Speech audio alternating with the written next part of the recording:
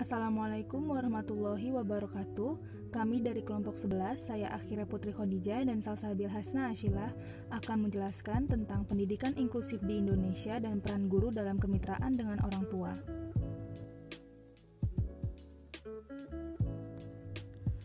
Pertama, pengertian pendidikan inklusif. Kata pendidikan inklusif adalah sebuah istilah yang dikemukakan oleh UNESCO yang berasal dari kata education for all yang memiliki makna pendidikan yang ramah untuk semua. Pendidikan ini berusaha merangkul secara menyeluruh tanpa terkecuali dan setiap orang mendapatkan pendidikan yang layak. Tiap orang atau anak memiliki hak dan kesempatan dalam mendapatkan kebaikan. Tidak ada perbedaan tentang hak dan kesempatan mempengaruhi keragaman karakteristik individu secara mental, fisik, sosial, ekonomi, dan emosional.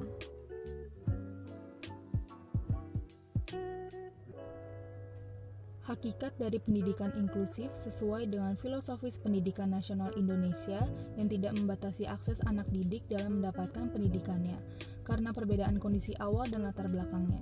Pendidikan inklusif tidak hanya untuk mereka yang memiliki kebutuhan khusus atau memiliki kelainan atau luar biasa, tetapi berlaku juga bagi anak dengan keadaan normal pada umumnya.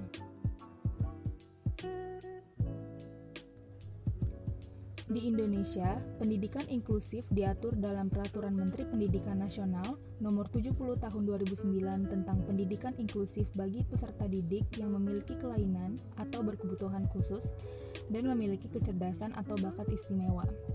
Yang mendefinisikan pendidikan inklusif adalah sistem penyelenggaraan pendidikan yang memberikan kesempatan kepada peserta didik yang memiliki kelainan dan potensi bakat istimewa dalam lingkungan pembelajaran pendidikan.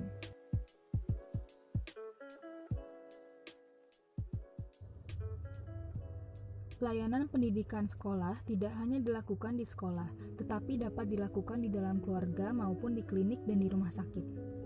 Pendidikan inklusif di Indonesia ditandai dengan adanya deklarasi menuju pendidikan inklusif yang merupakan suatu bentuk landasan yuridis atau landasan kebijakan bagi penyelenggaraan pendidikan yang mengintegrasikan antara pendidikan anak normal dengan anak berkebutuhan khusus melalui lembaga pendidikan. Maka dalam pendidikan inklusif bukan anak yang menyesuaikan diri dengan kurikulum, tetapi kurikulumlah yang harus menyesuaikan diri dengan kebutuhan dan potensi anak.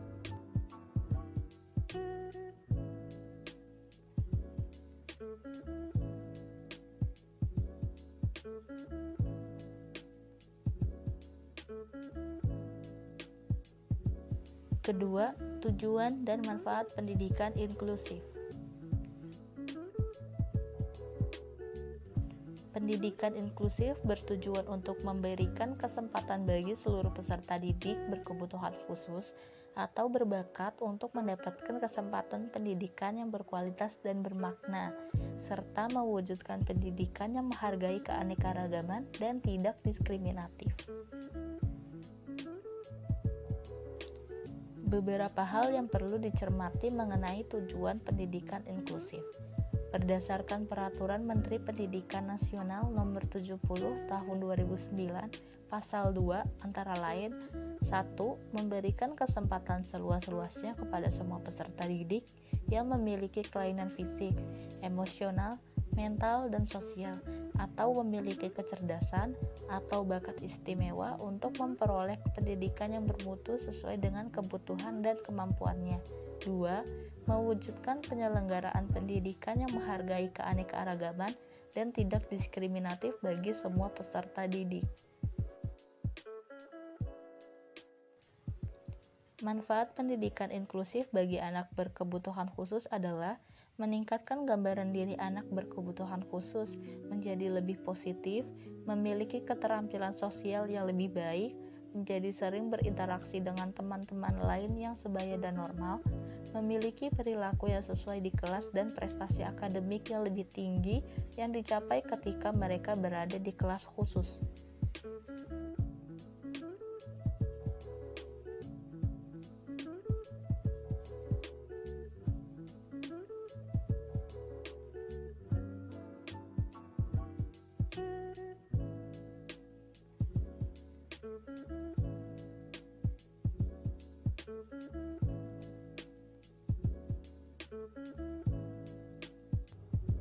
Ketiga, pentingnya pendidikan inklusif.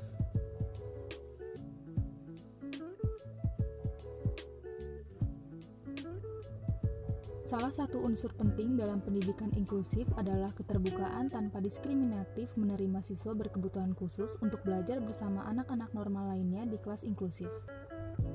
Penerapan program pendidikan inklusif di sekolah dapat menjadi alternatif untuk penanaman nilai-nilai karakter dan nasionalis kepada anak. Kelas inklusi menjadi sarana dan prasarana anak untuk mengenal perbedaan, keberagaman, dan menganalisis kebutuhan sendiri dan orang lain, dengan memberikan kesempatan yang sama dan seluas-luasnya kepada anak berkebutuhan khusus dan anak normal. Menurut Forman dan Mulyono, ada 3 alasan penting perlunya pendidikan inklusif, yaitu pertama, dari hasil penelitian tidak menunjukkan bahwa sekolah khusus atau sekolah luar biasa memberikan kemampuan sosial dan akademik yang lebih baik bagi siswa yang menyandang ketunaan, bila dibandingkan dengan sekolah reguler, terutama bagi siswa yang tergolong cacat ringan. Yang kedua, hasil penelitian menunjukkan bahwa anak dapat memperoleh keuntungan dari sekolah inklusif meskipun tergolong cacat berat. Dan yang terakhir, diterima dengan luas tentang hak semua orang agar berpartisipasi penuh dalam arus utama kehidupan masyarakat.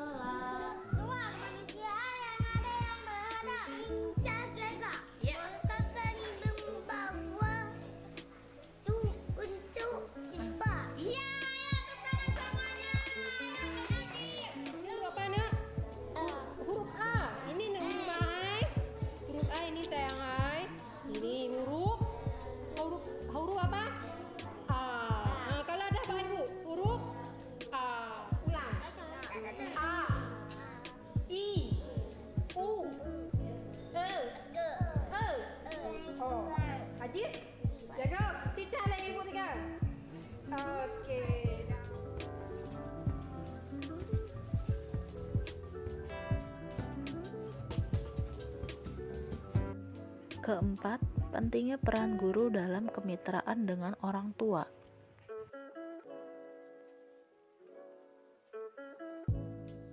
Ada 2 prinsip penting dalam penelitian mengenai intervensi pendidikan anak usia dini bagi anak yang berisiko terkena keterlambatan atau keterbelakangan perkembangan kognitif. Prinsip tersebut adalah waktu dan kekuatan.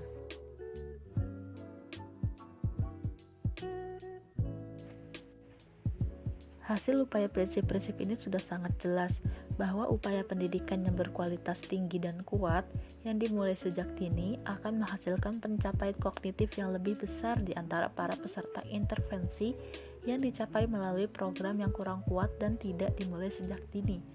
Penemuan ini menunjukkan bahwa hubungan respon antara intervensi dan hasil, bahwa banyaknya peran serta anak dan orang tua merupakan hal yang paling penting dalam perkembangan anak dan keterampilan kognitif.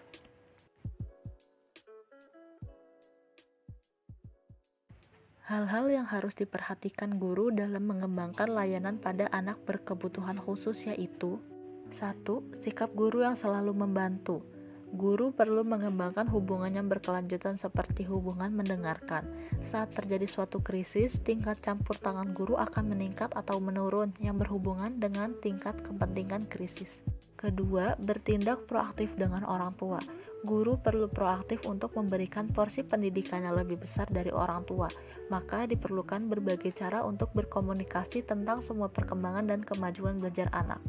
3. Membuat perpustakaan yang dapat dipinjam, berisi seperti buku atau kaset video tentang anak agar memudahkan orang tua. 4. Kerjasama di hari libur. Orang tua dilibatkan dalam menata ulang taman bermain. Hal ini harus direncanakan dengan matang agar anak selalu ingat dan bangga dengan kegiatan yang dilakukan bersama orang tua. 5. Pertemuan orang tua dan guru. Pertemuan orang tua dan guru harus direncanakan sepanjang tahunnya. Ketika pertemuan tersebut, gunakanlah untuk menyampaikan perubahan-perubahan yang terjadi pada perkembangan anak. 6. Buku pesan untuk orang tua. Buku pesan orang tua berisi rencana kegiatan dan pesan yang ingin disampaikan kepada guru.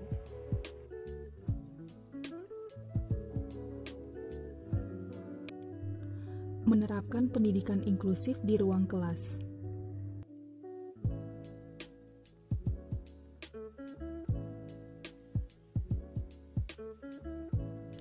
All students learn together, artinya semua murid belajar bersama di ruang kelas yang sama, mulai dari murid berkebutuhan khusus hingga murid normal.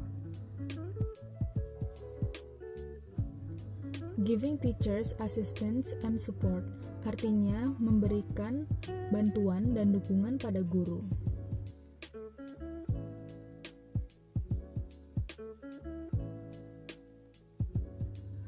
Focus on abilities, not disabilities, artinya berfokus kepada kemampuan siswa bukan kecacatan.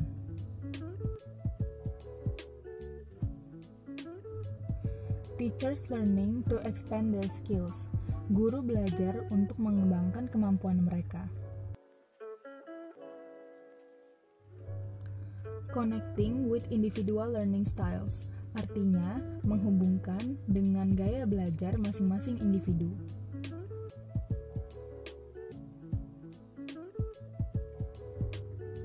Honoring the needs of all pupils equally, atau artinya menghormati semua kebutuhan siswa secara merata.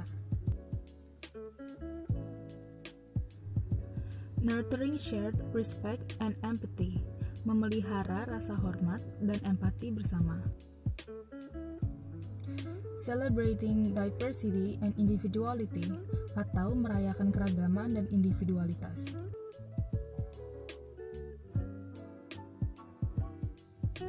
Valuing other cultures and perspective, menghargai budaya dan perspektif orang lain. Itulah 9 cara menerapkan pendidikan inklusif di ruang kelas.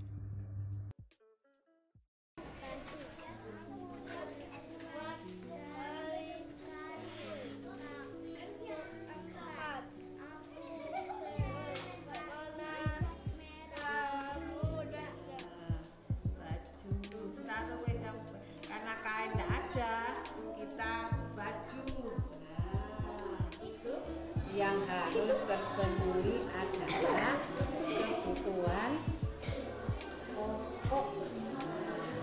Bukan apa ya? Kebutuhan apa? Lihat dulu. Kebutuhan pokok. Tulis.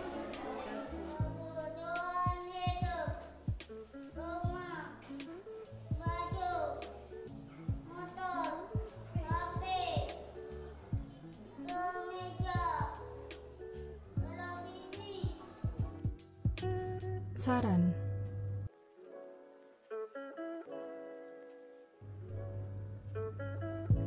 Anak penyandang cacat tubuh mempunyai kebutuhan-kebutuhan lain lebih dari sekedar perawatan medis khusus. Mereka memerlukan gizi yang baik dan imunisasi terhadap penyakit. Seperti halnya anak normal, anak penyandang cacat tubuh pun harus diberi tanggung jawab sesuai dengan umur dan kemampuannya. Ini akan memberinya perasaan dipercaya dan dibutuhkan. Memberikan pendidikan yang sesuai selama awal kanak-kanak membantu banyak anak penyandang cacat tubuh untuk mengurangi atau bahkan menghadapi cacatnya. Anak juga akan memiliki kesempatan untuk berhubungan dengan orang-orang di luar lingkungan keluarganya dan belajar menghadapi reaksi orang sewaktu melihat kepadanya. Orang tua dapat mengikuti program pendidikan bagi orang tua yang dipimpin oleh orang-orang yang ahli dalam bidang kedokteran dan pendidikan khusus. Diskusi, ceramah, alat peraga, serta kunjungan ke sekolah serta lembaga anak cacat menyediakan keterangan tentang perawatan kesehatan, disiplin, penyesuaian fisik, dan psikologis yang diperlukan oleh para orang tua dalam merawat anak penyandang cacat.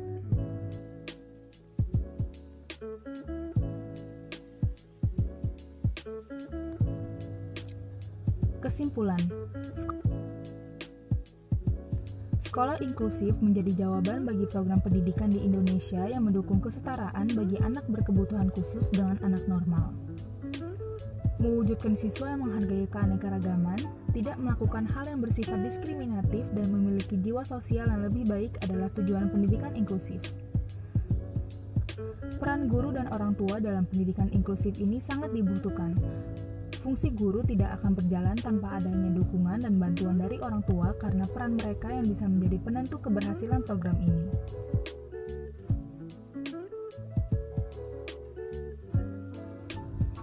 Demikianlah penyampaian materi mengenai pendidikan inklusif di Indonesia dan peran guru dalam kemitraan dengan orang tua.